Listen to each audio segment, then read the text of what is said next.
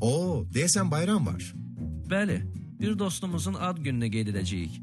Xoş əyləncələr. Sadəcə olaraq informasiya təhlükəsizlik qaydalarına laqeyd yanaşmayın. Biz nə vaxt bunu diqqətə almadıq ki? Gəlin bu anı əbədiləşdirək.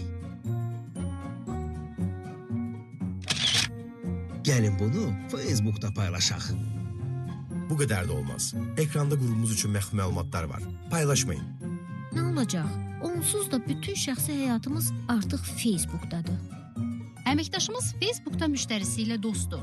Halim bəy əməkdaşımızın paylaşdığı ad günü şəklində öz adını görür və onun adı ilə edilən zarafatları görəndə əsəbləşir. Halim bəy dərhal telefonu götürüb əməkdaşımıza zəng edir.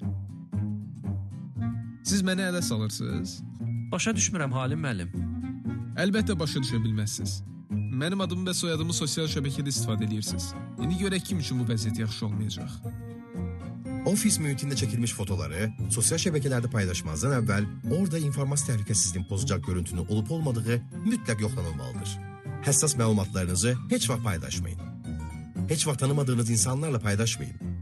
Təhlükəsizlik siyasətlərini və müqavilələrini yaxşı başa düşün. Unutmayın ki, internet mühitində bütün paylaşdıqlarınız qalıcı olacaq. Profillərinizin təhlükəsizliyindən əmin olun. Fərqli hesablarınız üçün fərqli, asan tapılmayan şifrələrdən istifadə edin. Üçüncü tərəf tətbiqlərin təhlükəsizlik riski yaratması ehtimalını nəzərdən qaçırmayın. Cihazınıza yalnız etibarlı proqramları yükləyin. Tanımadığınız və ya etibar etmədiyiniz insanlardan gələn linklərə basmayın.